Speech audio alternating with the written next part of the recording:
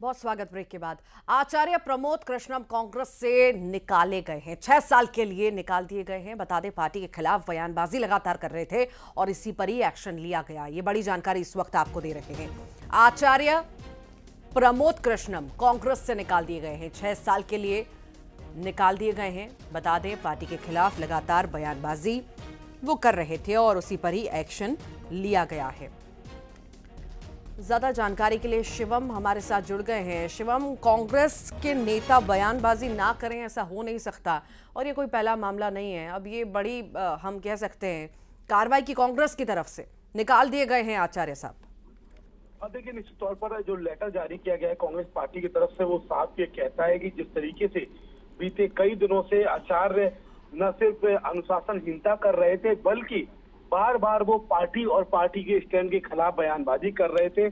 ऐसे में तत्काल प्रभाव से पार्टी के राष्ट्रीय अध्यक्ष मल्लिकार्जुन खड़गे ने आचार्य प्रमोद कृष्णम को पार्टी से बाहर निकाल दिया है। दरअसल बीते लगभग 1 साल से आचार्य प्रमोद कृष्णम कांग्रेस में रहकर ही कांग्रेस का विरोध कर रहे थे। वो लगातार ये कहते थे कि कांग्रेस में कई ऐसे नेता हैं जो हिंदू देवी देवताओं, साधु संतों का विरोध करते हैं और जिस तरीके की नई कांग्रेस हो गई है वहां पर हिंदू संतों के लिए कोई स्पेस नहीं है। यही एक वजह है कि उन्हें बड़ा मौका नहीं मिलता है।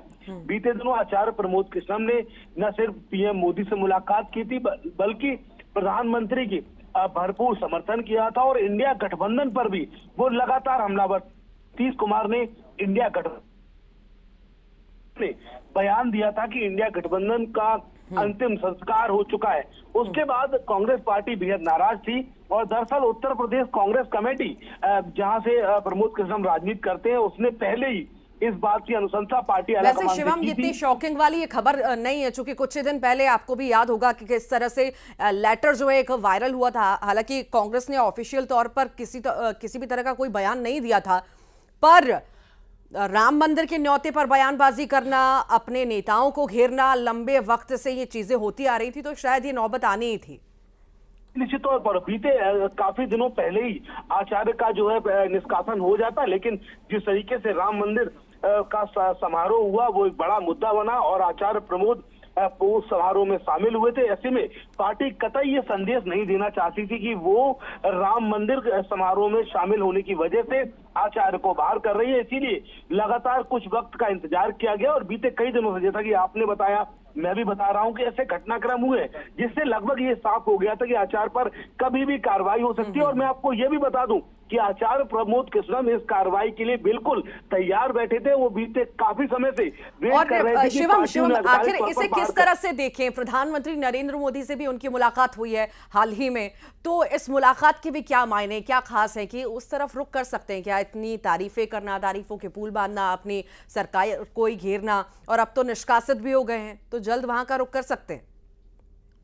बीजेपी को जो आचार्य की लाइन है वो भी बीजेपी से मेल खाती है। आचार्य प्रमोद कृष्णम लगातार बीते 2 सालों से इस बात का आह्वान कर रहे हैं कि कांग्रेस पार्टी में हिंदू देवी देवताओं, संतों के लिए कोई जगह नहीं है। वो एक हिंदू धर्म के प्रमुख संत हैं, इसीलिए उन्हें पार्टी किसी बड़े फोरम पर, किसी बड़े स्टैंड पर मौका नहीं देती है। यही एक चीज है जो बीजेपी को लुभाती है। वो लगातार कांग्रेस पार्टी को हिंदू विरोधी साबित करने में तुली रहती है और बीते कई दिनों से वह बीजेपी की वकालत कर रहे थे। प्रमोद कृष्णम राम मंदिर समारोह में शामिल हुए थे और लगातार बयानबाजी कर रहे थे, जिसके बाद अब निश्चित तौर पर उनका रुख बीजेपी की तरफ हो सकता है। बीते कई दिनों से तमाम नेताओं से, जिसमें उत्तर प्रदेश के सीएम योगी हो, देश के प्रधानमंत्री हो, रक्षा मंत्री हो, गृह मंत्री हो, उनसे मुलाकात कर रहे थे। उनका दावा था कि कल की महोत्सव है उनका इसके लिए, लेकिन वाकई ये जो कार्यक्रम है, कार्यक्रम को स्वीकार करना, निमंत्रण को स्वीकार करना, कहीं ना कहीं ये संकेत पूरी तरह से देता है कि अब उस तरफ वो जाते हुए नजर आ रहे हैं। और ये भी शिवम कहीं ना कहीं कयास है कि ज्यादा दिन नहीं लगेंगे, बहुत जल्दी उधर शामिल हो सकते हैं। ये भी संकेत मान सकते हैं हम। एक ऐसा मौका है जब तमाम पार्टियों के नेता शामिल हो रहे हैं। वैसे भी एनडीए का कुनबा लगातार बढ़ता जा रहा है। ऐसे में 2024 लोकसभा चुनाव से पहले बीजेपी की हाथ ये बड़ा मौका लगा है। मैं बार बार इस बात को इसलिए दोहरा रहा हूं क्योंकि बीजेपी लंबे समय से वेट कर रही थी कब आचार्य प्रमोद पर कार्रवाई की जाए और कांग्रेस पार्टी भी जानबूझकर इसको डिले कर रही थी। आने वाले समय में बीजेपी इसको बड़ा मुद्दा बनाएगी। बीजेपी का दावा रहा है कि राम मंदिर समारोह में शामिल होने के चलते उनसे पार्टी नाराज है। जिस तरीके से वो हिंदू मुद्दों पर स्टैंड ले रहे थे, पार्टी उनसे नाराज है और यही एक वजह है कि बीते दिनों उन्होंने प्रधानमंत्री की तारीफ कर दी। ऐसे में उन्हें बाहर कर दिया गया और लोकसभा चुनाव से पहले न सिर्फ आचार्य प्रमोद बीजेपी के दामन थाम सकते हैं, बल्कि उत्तर प्रदेश में वो 2 बार लोकसभा चुनाव लड़ चुके हैं, दोनों बार उन्हें हार मिली। ऐसे में अगर किसी मुफीद सीट से उन्हें टिकट मिलता है तो वो निश्चित तौर पर बीजेपी ज्वाइन करेंगे। सूत्रों का ये भी दावा है कि यूपी के संभल से, जो संभल जिला है, वहां से उन्हें टिकट मिल सकता है, क्योंकि वो पहले वहां चुनाव लड़ चुके हैं और बीजेपी संभल लगातार अच्छे 2 संकेत बार है से हार कृष्ण रही साहब के लिए, अच्छे संकेत है। पूर्व भले हार हाथ लगी हो, पर अब जिस तरह से बीजेपी की तरफ रुख कर रहे हैं, एक बड़ी जिम्मेदारी अगर उन्हें मिल सकती है तो वो कहीं ना कहीं जोर लगा देंगे पार्टी के लिए कि हाँ मुझे जिम्मेदारी दे रहे हैं, तो शायद में वो पूरी तरह से उसमें जान झोंकने का काम हम कह सकते हैं यहाँ पर करेंगे। अब देखो, निश्चित तौर पर जो कल की महोत्सव जो प्रोग्राम है आचार्य प्रमोद कृष्णम का, वो लोकसभा चुनाव से महज 2 महीने के पहले रखा गया है। उस महोत्सव के जरिए वो शक्ति प्रदर्शन करेंगे।